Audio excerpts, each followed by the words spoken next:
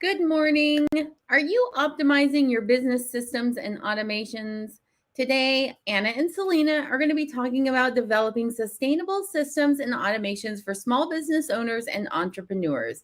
Now, whether you're just starting out or you're looking to scale, today's 15-ish minute coffee chat live stream and podcast is going to help you build a more profitable business. Good morning. Hi, good morning. We have just a couple technical difficulties. Some of our streaming things are not going to stream. So I'm just going to fix that as we chit chat. Good morning. How are you?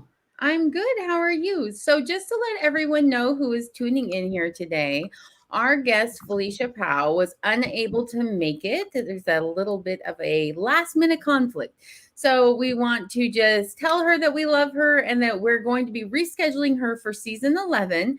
But because it was kind of a 24-hour kind of thing, Selena and I decided to come on and go ahead and do our show. And we're still going to talk about systems and automation, but it's going to be a little bit different. We're going to show you a couple of our very favorite systems and automations. We're going to show you how they work. We're going to show you how, when you put them into play, they can save you time and a whole bunch of other things. Right, Selena? Yes. Okay.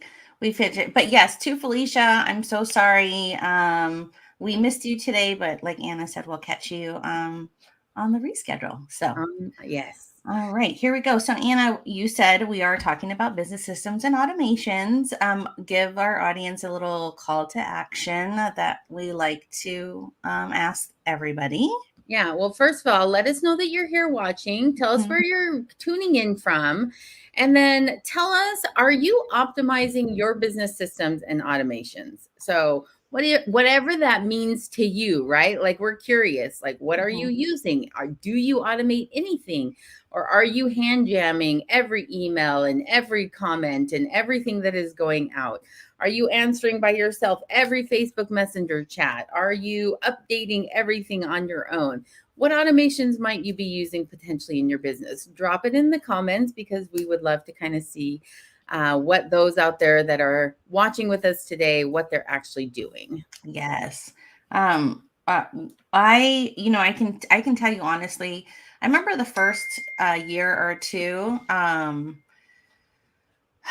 like I remember I did it. I'm like, no, I don't need all these things. I don't not need these things, but it was like, and then it just got to a point that I was like, I cannot do all of this. And I needed to save time for myself and my sanity. And that's where the the coming in part of automations like played a big role. And I think it has to make sense though. Don't force it, because if you force an automation and it doesn't make any sense, you're actually creating more work for yourself. So very true. Yes. So let's get started. We actually do. We planned out our show just like we normally would. So Selena, let's take our coffee cup selfie and then let's get started. What do you think? Yep. I have my special mug because in a couple days that's where I'm going. So I'm so jealous. And where I'm at right now. Yeah, you're in StreamYard. In StreamYard. That's my big tip for the week. All right. I didn't even put up our sign. There it goes. Now there's the copy. Now we got to do another one. Come on. I know. It's been a Monday. Cheersing to all our peoples that are joining us today. Awesome. Say hello. I see a couple eyeballs saying like they're watching. Say hello. Just drop a hello in the chat. Tell us what systems and automations you're using. We're excited to. Yeah. Do you use it? Are you considering on using them? Because like, I mentioned earlier, it can be confusing. And I can remember when I did try to force an automation, I was so confused by it. And I was like, I thought this was supposed to make it easier. And I stopped doing it. And I remember that in like year 1.5, because other people were doing it. So, but now, because I am busy, all of these automations are such a blessing. So, okay, let me bring up our first slide and we're gonna, oh, that's not it. No, that's not it. There it is, guys. There it is. So Yeah, we're doing it a little backwards, right, Anna? So normally we share this after our guest has appeared on, but Anna and I actually want to bring up the toolkit because we're going to talk about two of these today and how they've helped us in our business, and particularly how we actually run our podcast with our guests. Yes, you're going to see automations in action today. Mm-hmm. But let's start just a little bit. Let's talk about what an automation is. I mean, in the simplest of terms, an automation is just something that does a repeatable task, right? So the basic of it is when this happens, then do this. And you're telling an application of some sort to automate a repeatable task for you. So you don't have to continually go and do it yourself. Yeah, That's the basics of what an automation is. right. Right, like you said. And I think, yeah, John, I'm interested in automating my mailing list. Yeah, I Yeah, mean, that's a good one. you can automate. Yes, yes, it's like one of my favorites, that's for sure. Um, so are we jumping in? Like, where are we starting, Anna? Well, let's talk about the benefits of automating. Okay. So why do we even want to do this? Hmm. What's the benefits, right? Yeah. So So, yeah, I had mentioned earlier it was absolutely the number one thing is it just saves time. And because a lot of things, once you kind of get into, I mean, this is my answer. Once you get into that constant, like, go, go, go with your projects, you're doing the same things over and over and over and over again. yeah, And if you see the pattern, you can go, oh, there's some of this that I can actually automate in my 10-step process to get an email taken care of or whatever it is. yeah. So I know that there's more, but that's for me. That's the main reason why I use automation is time and efficiency. Yeah, time and efficiency. So, one that I would throw out there, there's something that I say all the time. If it's on my calendar, it's not happening in my world, right? I Mm-hmm. forget things because I have a very busy life. Automations make you more reliable. So, if you have automated tasks that you don't have to constantly be thinking of what that next step is, Mm-hmm. you don't forget to send an email. You don't forget to send a reminder. You don't forget to do the follow up. You don't forget to move your CRM card over to your other space. You don't Mm-hmm. forget to do these things because they're done automatically for you. So Yeah. reliability is a big one, and that just helps your business run smoother. I would Mm-hmm. also say that automations actually save you money in the long run. So Mm-hmm. while you may have to invest in the cost of a software program or an automation program that you're interested in using, Mm-hmm. ultimately in the long run, it's going to save you money because you're not having to hire team members that can start to fill in and do those tasks for you, Yeah, right? I'll jump in and I'll mention I had like a really great regional manager chatting with us in a meeting once, and he said, "Look, like I want you guys to play smart. You know, don't save pennies and lose dollars." And that could be I'm spending all the time to do all this data stuff, but I don't want to spend the money on an automation tool to make me more efficient to get me out in the field to sell for the bigger package that pays for that platform. So I always kind of remember when he says that, just because I know, you have to think about it. Don't just do it just because, but realize sometimes your time doing a lot of the menial tasks is not serving your business. Yeah, absolutely. All right. So we kind of discussed the benefits: Hmm. productivity, time, reliability, lower business operating costs, that kind of stuff. So when Yeah. do you know when is the right time to actually automate? When do you do I, it? I'll give an example. I think, especially with the partnership, Anna and I, we work differently, right? And so there was a time when I introduced what we're going to show you today. Anna's like, no, we could just do it like this. And she's absolutely right. You could totally do it the way that she had suggested. And I said, I think I'm just trying to set us up for when we do get busy, and we talked about it. And she's like, okay, well, let's see what this does. And now she's such a fan of it that Huge fan. if we went back to before that, I think she'd be irritated, because she's like, I don't have time for this. I don't have time to write 5 emails to our our people, Um, so Yeah. I think I don't know if there's a right time or wrong time, but I think you just when it's going to save you time and allows you more abilities to make more sales, Yeah. that should be a right time. I, you You know, Yeah, I wanna kind of play off of what Selena just said. So Selena gets very excited about the new tech that comes out, and I she do. wants to I jump do. on it, and she wants to use it, and I am more reserved. I'm a DIYer. I'm like, "Why would I buy this $500 program when I can do that in 25 seconds?"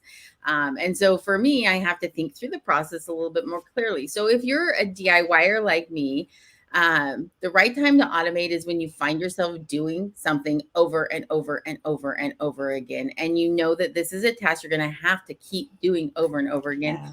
And it's the same thing.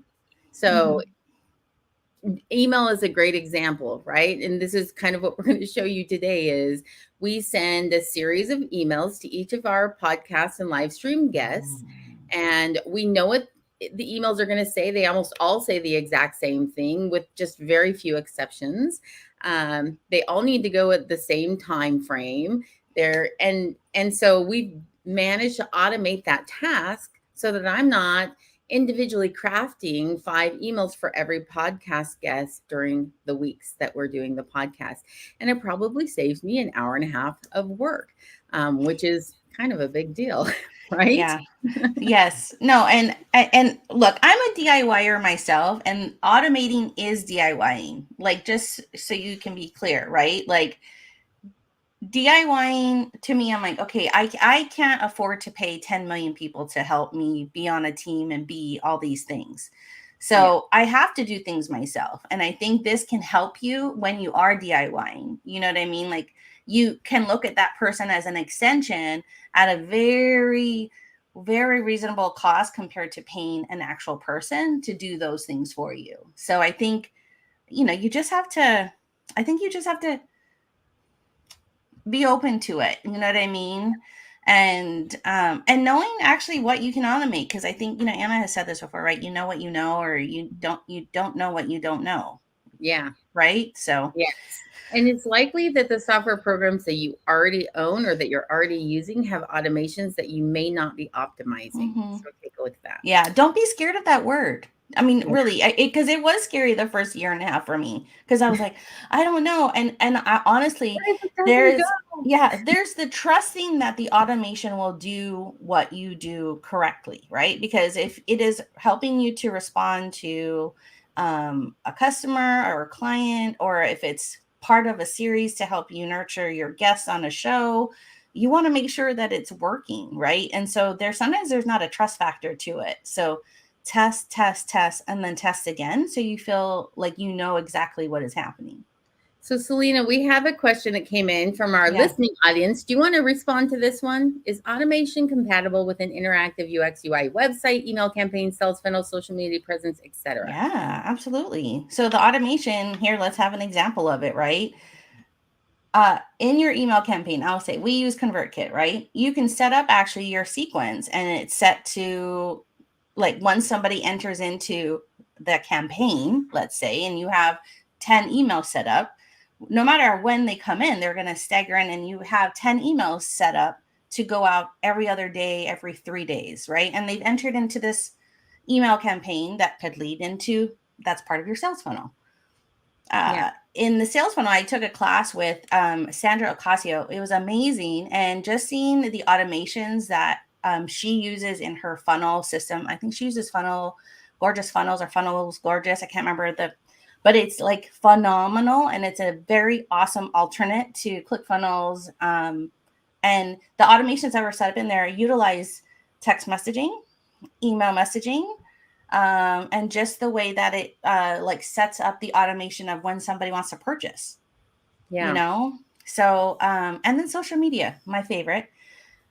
You can't be on social media every single day if you had 10 clients and natively post 10 client stuff, right?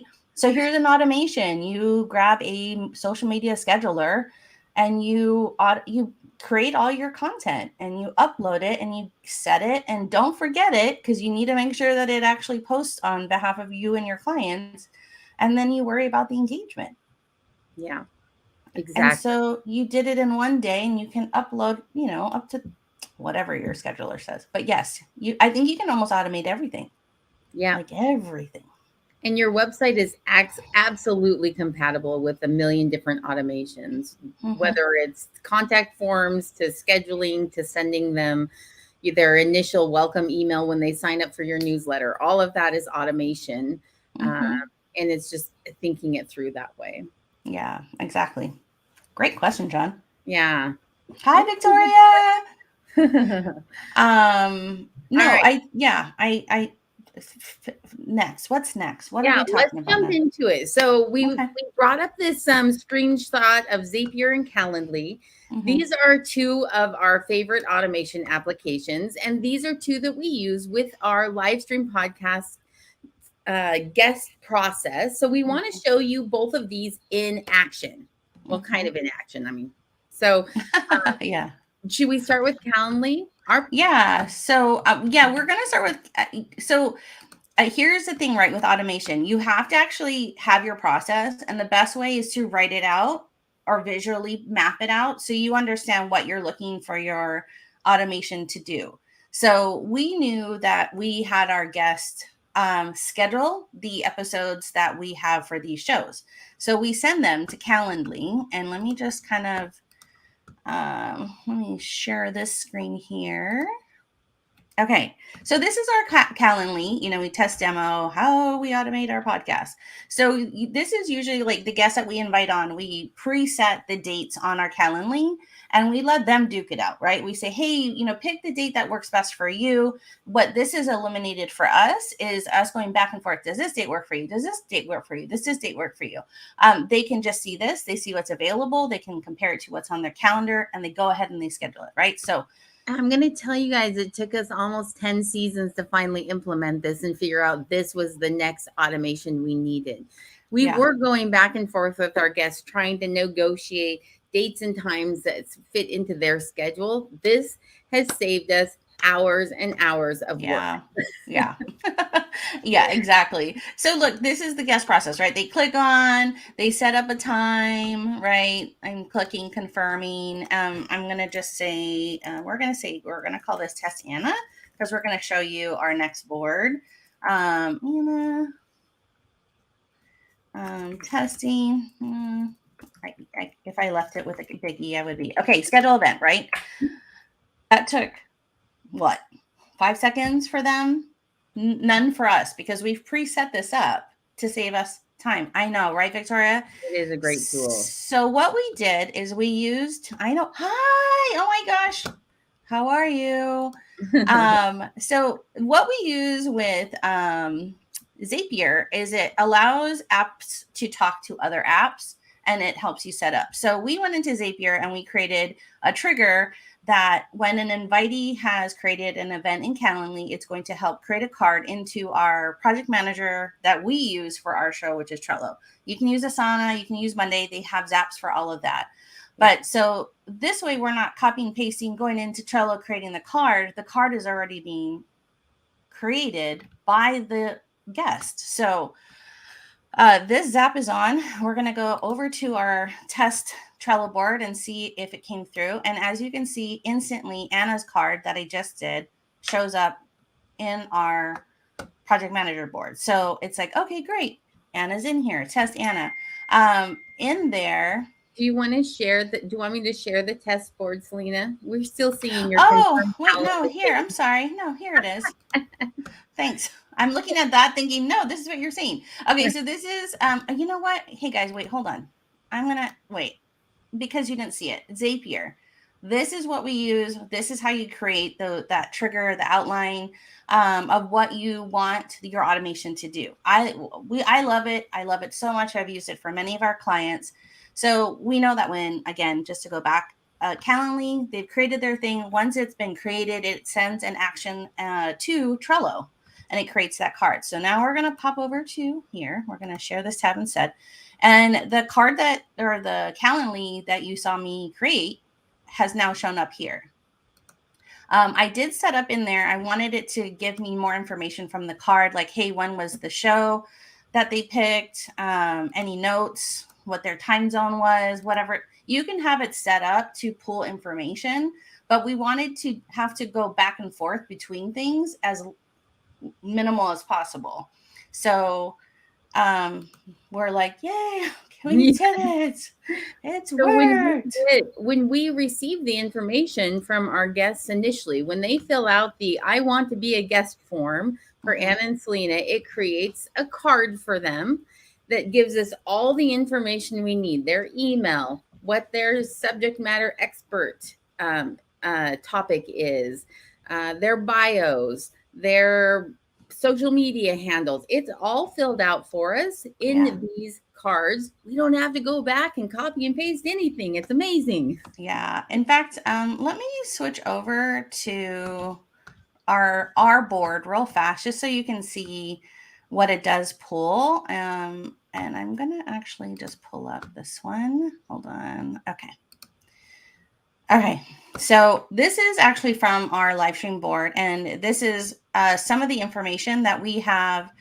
Well, it does a multiple. This is actually another zap, but there's so many things that it can pull into your card. So you're having to copy and paste as little as possible. With this particular zap, this one is from the form they fill out after they've selected their date and they've confirmed their time, when we have it all entered into the card. I Yep. mean, it's all the things. All So the things. yeah. All there in one place. It's Mhm. super easy. Yeah. Yeah. And then, part of the process, hi, Moni. Part of the other process that Anna and I use is we do emails. And so when Anna moves a card and goes into here, this triggers our Gmail account that we have for our show, and it sends out based on the information that we have filled out in here. So we would have this would have our email, and as long as this email right here in this custom field is filled out, we've gone into Zapier and we've said, hey, use this field and use this template and fill in all the information. And when we move our card, it allows us to automate that versus Anna going into our emails, writing the template, copy, paste, put in the names, make sure we're changing out all the things, all the fields, and then sending. Yep. So this took literally a second for me to move over from Calendly over to Emails app. And if we had done it the other way, which you absolutely can, like, we're not dogging on that. I think we're just saying, hey, look at ways to help you save some time. Yeah. The setting up part, it takes a lot, right? But think about after the time that you have saved. Yes. Absolutely. All right. So now we've got our email zap. And if I were to go into our Gmail inbox, I could show you. It sends us a copy of the email that is also going out to our guests. So we know that email has gone because we see it in our inbox the same way that our guest is going to see it in their inbox.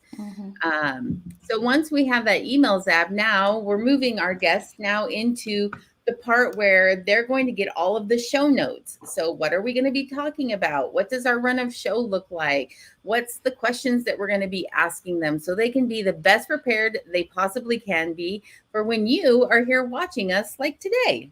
Yeah.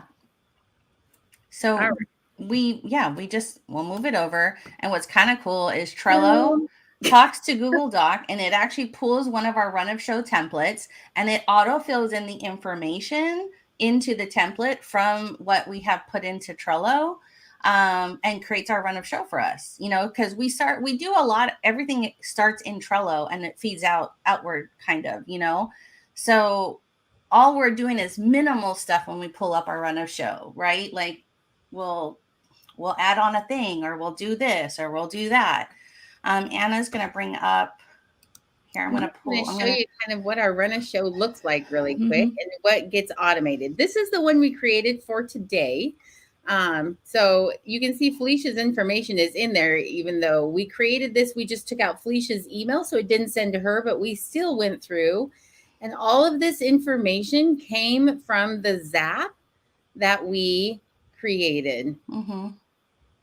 So makes it super duper easy Yeah. to then just have what we need on show day to be able to then move forward with our program. Yeah. And again, and then this was a process for us, right? Like all the zaps eventually, like we're like, oh, we can do another zap for this. We can do another zap for this. We can do just because we were evolving our show. So I think, make sure to look at your, you know, maybe quarterly, maybe every 6 months, just look and say, is there something I can do to automate right now? Yeah. Right, just look at, and look at your bandwidth and see all the things, right? Yeah, um I think really it comes down to identify what you're doing over and over again mhm, and ask yourself, can I automate this task in some way? yep. And I will say this, there it is daunting to think about, oh, but then I have to figure out what to use and then I have to learn how to use it, then I have to set it up. That part of it feels like it's overwhelming and maybe going to take too much of your time. But like Selena said earlier, we really want to impress on you the think of the long-term value that you're going to get Mhm, from finally automating that single task out of your workflow so that mhm, so you can spend those extra minutes doing something else. yeah. And somebody had said to us recently, like, oh, it just takes a second or a minute. Thank you, Victoria. I'm trying to make Yeah. copies available for you. Yes. I think we've had people say, oh, it just takes a minute. But the minute, when you count out, maybe you did that action 50 times Hmm. in a month.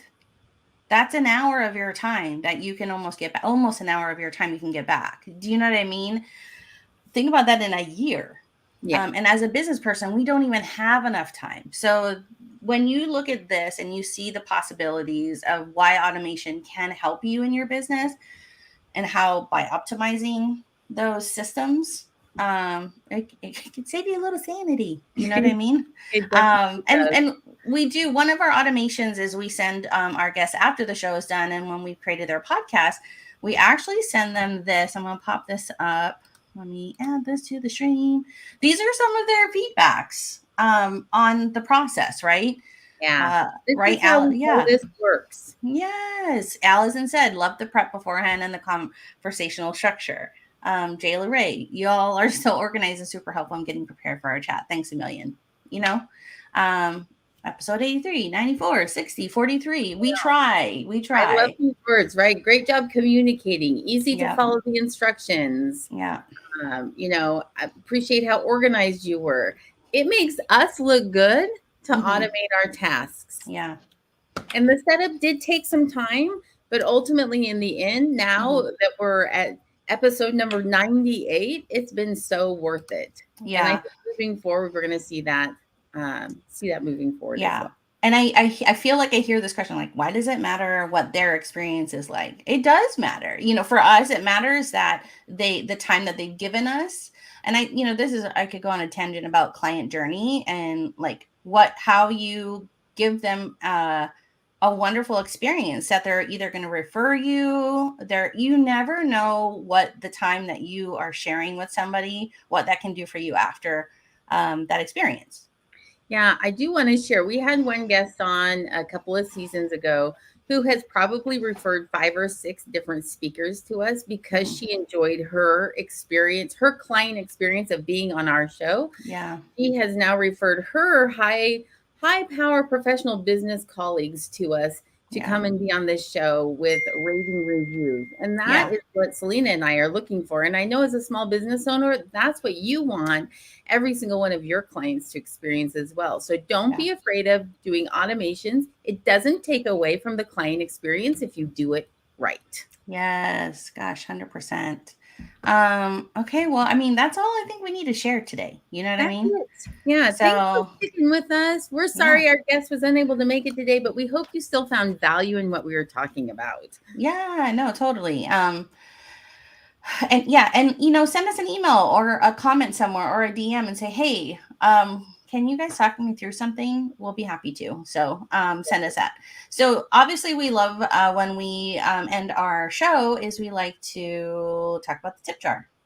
Yes. So All right. I'll let Anna do that. So our tip jar today, be proactive with your tax position when you land your dream job. And whether that's a dream job inside or outside of your entrepreneurial journey, when you've landed a new job and hopefully a pay raise, the next important step is to make sure your tax obligations are met so you won't have any unpleasant surprises at tax time. Yeah. So don't forget that a tax projection prepared by a CPA is not a bad idea. That will give you a rundown of what your tax bill will be based on and with some set assumptions. And you'll receive some great advice on how to optimize financials to decrease your tax burden at the end of the year. So don't let your next year's return be a mystery. And this is great advice because April 17th is coming up pretty darn quick. No, not excited, but excited. I mean, it's okay. It's okay. Right. It's okay. It's okay. You know what, Anna, and we're not going to advance to the next tab just because, didn't prepare properly. Yeah. So I do want to drop where you can find, I'm going to grab it right now. Great. I'm going to drop where you can find our blog for today, which is going to give you links to all the things that we've been talking about. Yeah. So head over and follow that link. Let me just throw that up. Head over and follow this link and go see where you can get Zapier and Calendly and how you can use it and all the good things like that. So that's the first thing. Yeah. Sorry, I am back now. We can do this. You guys, this is the day. This is just a day. Okay. So like Anna said, she put our blog down here. This is kind of like where we normally typically finish off. But find us at annaandselena.com. Yeah. Subscribe to all the things, right? Yes, I will say that we are taking a couple of weeks off because Selena, show us your cup again. Where are you going? I'm going. Selena is going to England. Yes, I'm so excited. So for safe travels. I know. We'll be back March 28th with Shelly Phillips, who from Successfully Ever After. She's going to be talking about personal branding, what that means for you as a small business owner. And thank you so much for joining us today. As always, find us at annaandselena.com. Follow that link to go and read our blog and check out all the other blog episodes that we've posted if you want more information about best tips and practices for being the best small business owner and entrepreneur you can be. Yes. All right, guys. We are out. Bye, Anna. I'll Thank see you in the next thing. Bye, everybody.